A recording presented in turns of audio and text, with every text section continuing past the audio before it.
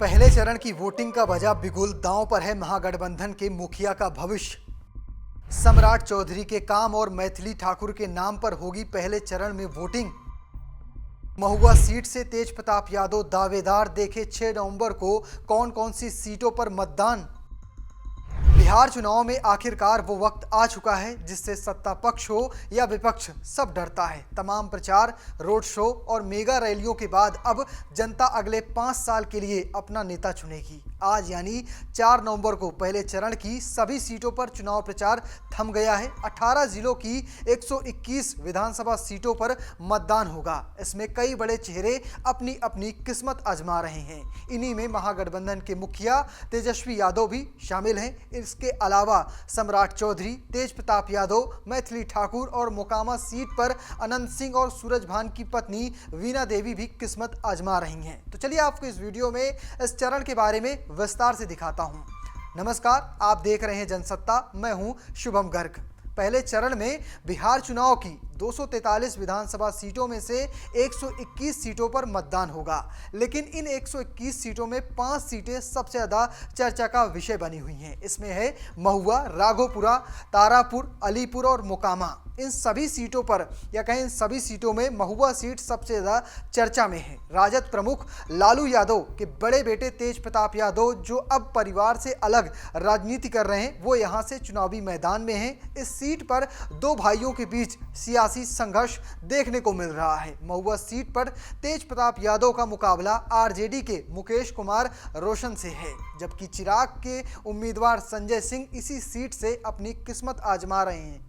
आपको बता दें कि 2015 के विधानसभा चुनाव में तेज प्रताप यादव ने महुआ सीट से 28,155 मतों के अंतर से जीती थी। तेज प्रताप को 43.34% वोट शेयर के साथ 66,927 वोट मिले थे, जबकि मुकेश कुमार रोशन ने इसी सीट से 2020 में आरजेडी के टिकट पर चुनाव जीता था। अब मुकाबला कांटे का है। दूसरी सीट है राघोपुरा सीट। राघोपुर सीट अपने राजनीतिक इतिहास के लिए जानी जाती है। इसने बिहार को कई मुख्यमंत्री दिए हैं। इस बार महागठबंधन के मुखिया तेजस्वी यादव यहां से किस्मत आजमा रहे हैं। इस बार राघोपुरा में 3 यादव और 1 राजपूत उम्मीदवार के बीच मुख्य मुकाबला है।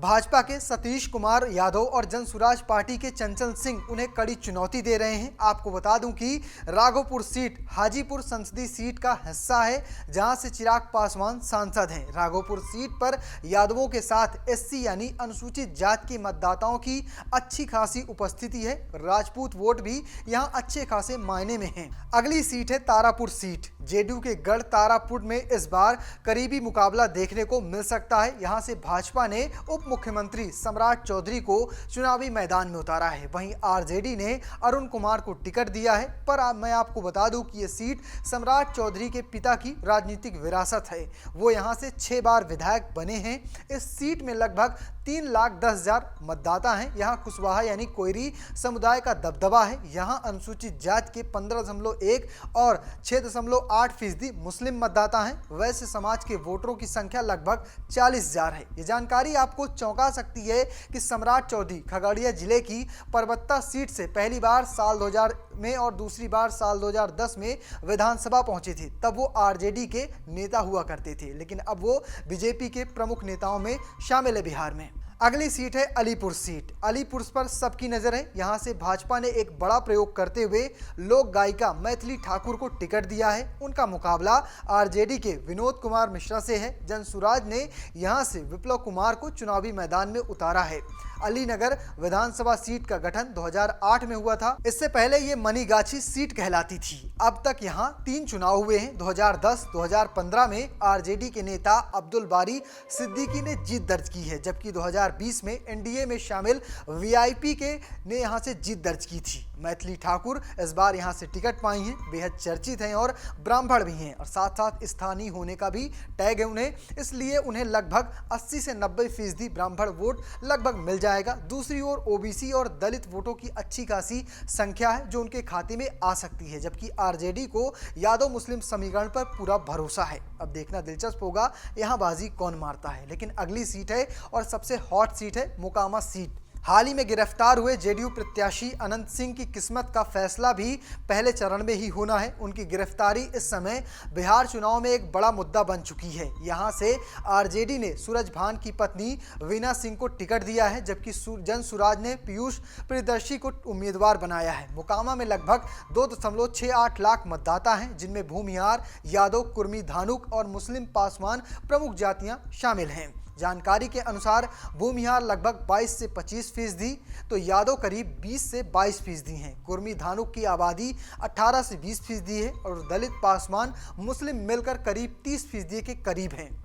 इसके अलावा इस चरण में मंगल पांडे, श्याम रजक, श्रेयसी सिंह, रामकृपाल यादव और साथ में नितिन नवीन जैसे प्रमुख चेहरे शामिल हैं, जिनके भविष्य पर फैसला होगा। चुनाव आयोग के अनुसार पहले चरण में 3,75,13,302 मतदाता अपने मताधिकार का प्रयोग करेंगे। इनमें 1,98,33,325 पुरुष हैं, जबकि 1,76,77,219 महिलाएं और 758 थर्ड जेंडर मतदाता शामिल हैं। पहले चरण में एनडीए की ओर से जदयू ने 57, भाजपा ने 48 और लोजपा यानी रामविलास जो पार्टी है चिराग पासवान की, उसने 13 उम्मीदवार मैदान में उतारे हैं। इसके अलावा राष्ट्रीय लोक जनशक्ति पार्टी के 2 प्रत्याशी भी पहले चरण के मुकाबले में हैं। वहीं आपको बता दें, महागठबंधन की ओर से राजद ने 71, कांग्रेस ने 24, लेफ्ट ने 14 उम्मीदवार चुनावी मैदान में उतारे हैं। वहीं प्रशांत किशोर की जन सुराज पार्टी के 118 प्रत्याशी पहले चरण में अपनी किस्मत आजमा रहे हैं। तो फिलहाल आपको क्या लगता है, इस बार बिहार में किसकी सत्ता आने वाली है? कमेंट बॉक्स में लिखिएगा और चैनल को सब्सक्राइब करना, पेज को फॉलो करना बिल्कुल मत भूलिएगा। धन्यवाद।